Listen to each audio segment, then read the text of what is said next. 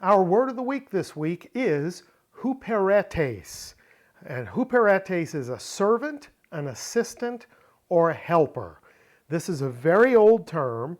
The first time it's seen in writing is in one of the plays of Aeschylus. And Aeschylus is an old-timey guy. He wrote tragedies, and his first play that was staged was in the year 499 BC.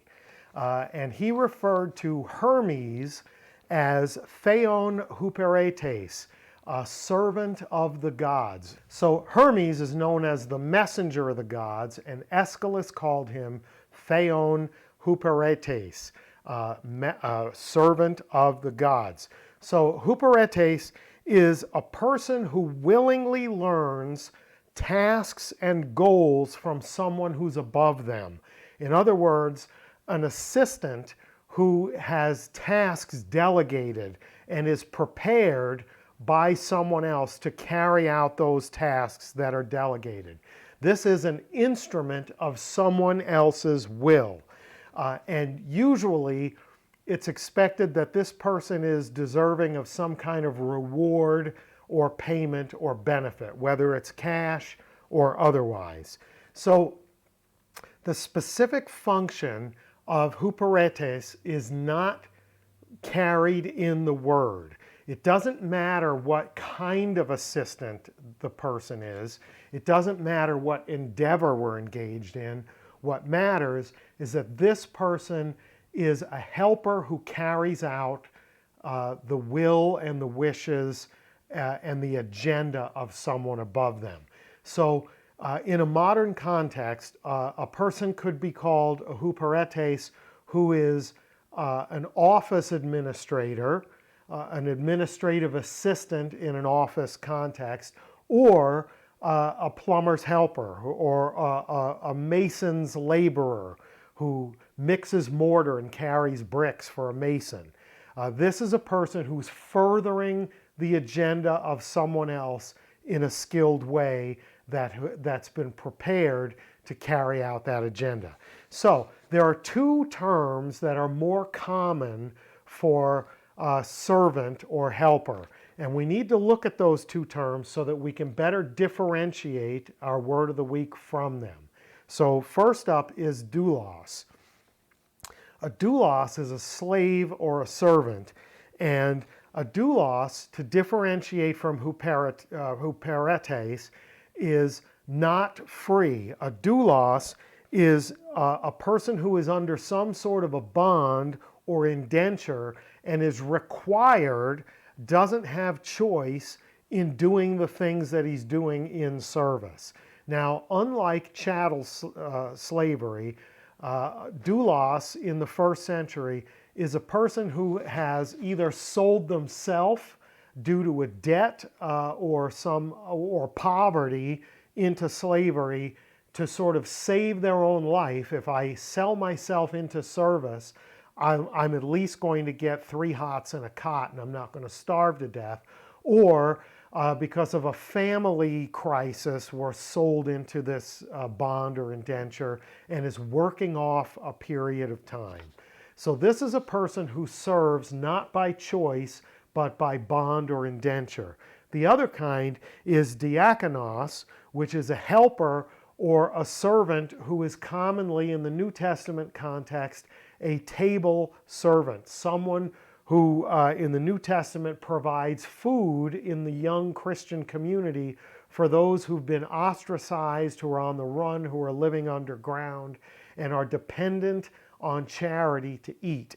The diakonos, the diakonoi, brought food to them and made sure that their needs for sustenance are met.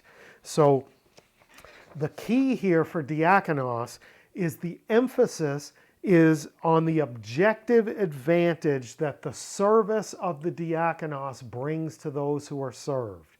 What do I mean by that? I mean that a deacon, diakonos is where we get deacon from, a deacon is only really a deacon if the people being served are objectively experiencing a benefit. There's a saying that I've been using for decades I don't know who originated it. I don't even know if I originated it. But I've said for decades, help is only help if it helps.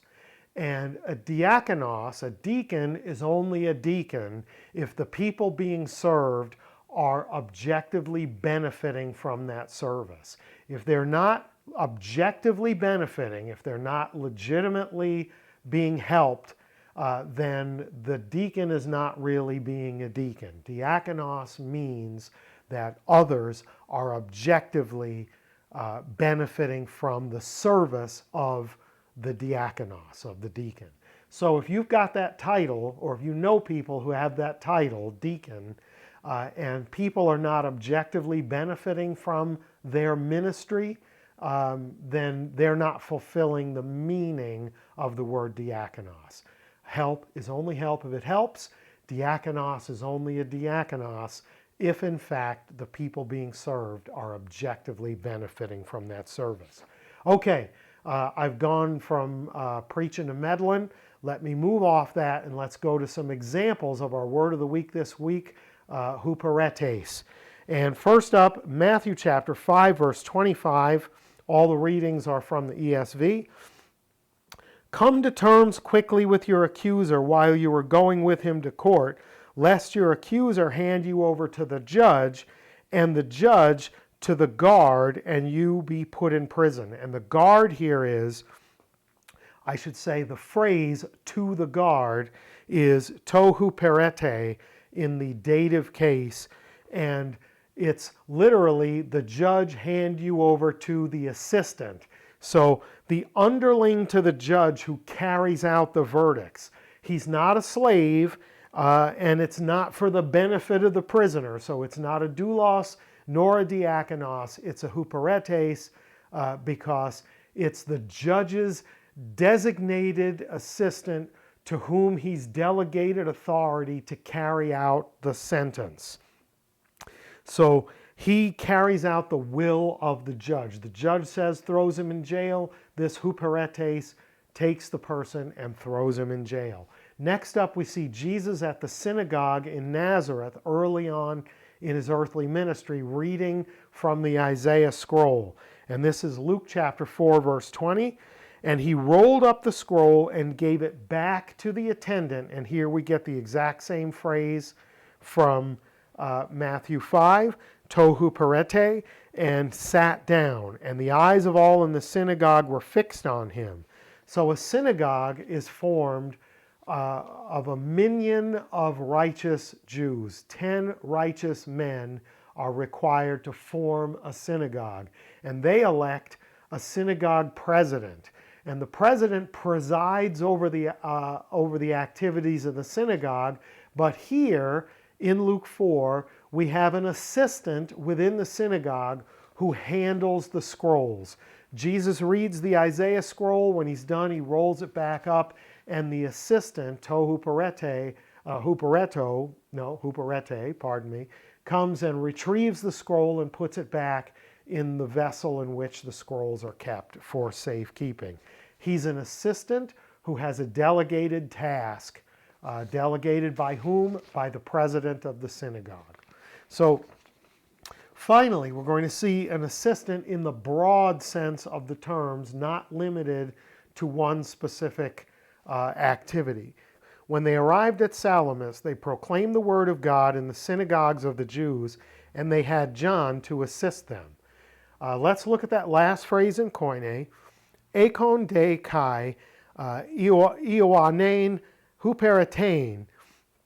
Ekon is the imperfect tense of echo, and it's third person plural. They were having. Then we have both de and kai, and they were having also Iohanein, John, huperetein, to assist or as an assistant. So here, our word of the week, huperetein, is an epexegetical explanation of the manner in which they were having John. So they were having John in what regard? As an assistant, as a helper. In whatever ways Paul and Barnabas required assistance while on this ministry of preaching in the synagogues, John, also known as John Mark, served as an assistant. He was at their disposal as their designee, as one who was there to help them carry out this ministry. So our word of the week, huperetes, is a trained servant, an assistant, a helper who carries out the will and the agenda of the person who has appointed them. It's differentiated from doulos because this is a free person who is serving willingly, whether for tangible or intangible rewards or benefits, and is differentiated from diakonos because a deacon is a servant whose purpose is not the benefit of those above, the appointers, but for the objective benefit of those being served. So remember, you're not a diakonos if the people you're serving aren't benefiting from your service. Why? Because help is only help if it actually helps. So, great word of the week. There are plenty of occurrences that we haven't looked at. Bust out your concordance and find them, or your software, and have a look. And if you are a huperetes, if you are a skilled and trained helper for someone else's agenda, do it with gusto. If you're a doulos, I pray that you will find your way out of that indenture. And if you are a diakonos, I hope that your service benefits those being served and isn't just a hollow and empty title. That's our word of the week. I hope it was good for you. If it was, you know what to do with the like, share, subscribe. And until next time, Karis Kai Arena Humin, grace and peace to you.